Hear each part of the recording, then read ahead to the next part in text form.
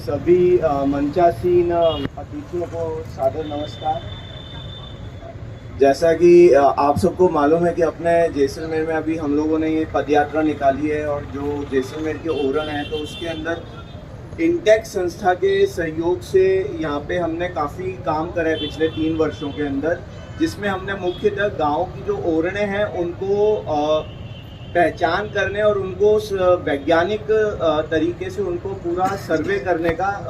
एक रिपोर्ट बनाकर और तैयार करी है। विभिन्न संस्थाओं ने भी इसमें हमारी मदद करी और विशेषकर जो ग्रामीण जन हैं उन्होंने और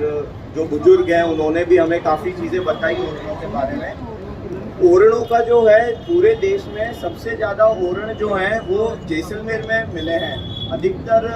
जो संस्थाएं हैं उनकी सर्वे रिपोर्ट्स हैं तो उसमें ये आज सामने आया है कि जैसलमेर में सबसे ज़्यादा ओरण हैं और इन ओरणों में भी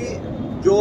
हमारा इतिहास है वो पूरा इनके साथ में जुड़ा हुआ है कि पर्यावरण और जल संरक्षण तो हमारा है ही, लेकिन हमारा इतिहास जो है वो इन ओरणों के अंदर ही, क्योंकि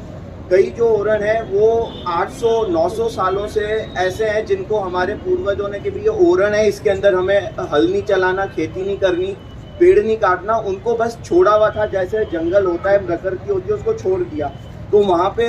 2-2 हज़ार 5-5 हज़ार साल की सभ्यताओं के अवशेष भी उनमें मौजूद हैं।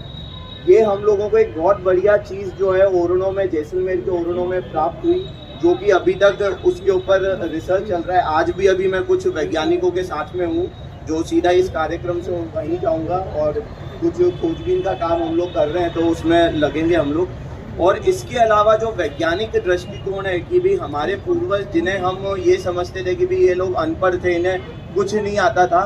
उन्होंने इन ओरणों को उस जमाने में बनाया कि जब पूरी दुनिया को पर्यावरण संरक्षण की ABCD नहीं पता थी।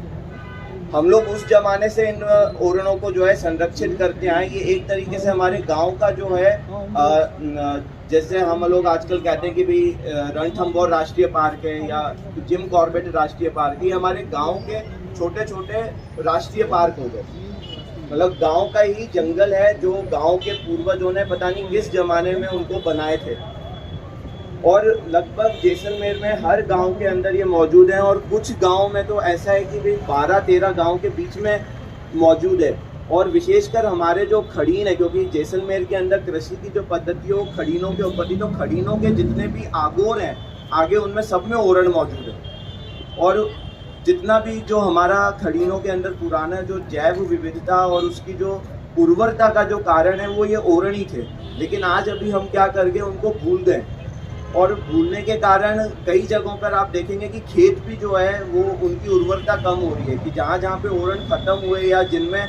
ये विदेशी बबूल बहुत ज़्यादा आ गया। विशेषकर ये समस्या हमारे पोखरण और फतेहगढ़ के अंदर बहुत ज़्यादा है, जहाँ पे पूरे के पूरे आप कोई अगर पोखरण से हैं, उन्होंने उजला की ओरण देखी हो, उजला की ओरण रजिस्टर्ड है लेकिन वो पूरी ओरण बावल से भरी हुई पड़ी है। उसके कारण उसके आसपास के खेतों के अंदर जो है नीचे से जमीन से नमक आने लग गया। तो हमारी अगर ओरणों को हम इस प्रकार से वैज्ञानिक उससे भी अगर हम उनको रखेंगे कि केवल ये नहीं कि भी हमें ओरणें रजिस्टर ही करानी है, इंद्राज करवानी है राजस्व के अंदर, उनका हमें ध्यान भी रखना पड़ेगा जैसे हमारे पूर्वज रख रहे थे।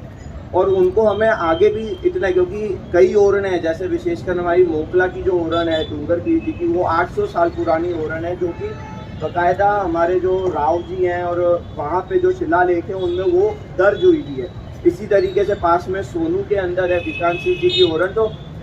ये पूरा जो हमारा खडाल का इलाका है इसमें सबसे ज़्यादा पुरानी ओरण है और सब बोरडी की घनी ओरण है। और इनमें से अभी जब हम वैज्ञानिक दृष्टिकोण की बात करते हैं तो आपको चतर सिंह जी बताएंगे कि किस प्रकार से ये ओरणें आज भी जीवंत हैं।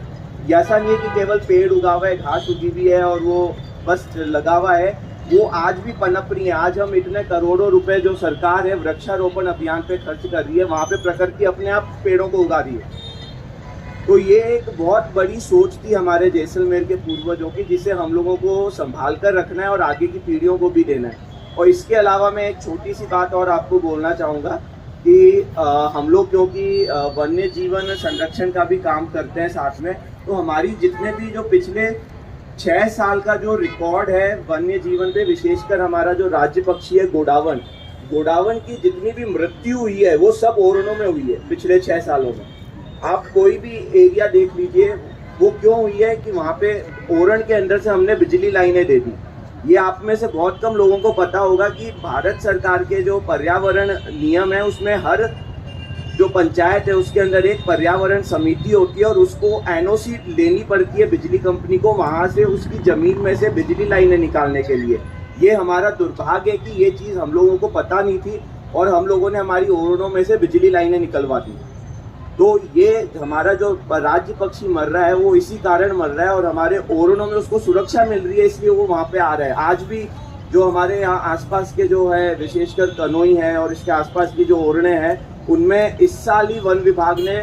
6 जो है गोडावनों को वहाँ पे प्रजनन करवाया है। तो ये एक हमारी बहुत बड़ी उपलब्धि है जैसलमेर की अंतर्राष्ट्रीय स्तर पर कि भी हम यहाँ पे ओरणों में वन्य जीव संरक्षण का काम भी कर रहे हैं, लेकिन हम लोग इस चीज़ को समझ नहीं पा रहे। तो हम लोगों को एकजुट होकर और सबको मिलकर जो है इसका प्रयास करना पड़ेगा और विशेषकर आप सभी सम्मानीय जो अतिथिगण हैं उनसे मैं विशेष आग्रह करूँगा कि आप इन ओरणों के प्रति थोड़ा सा जो है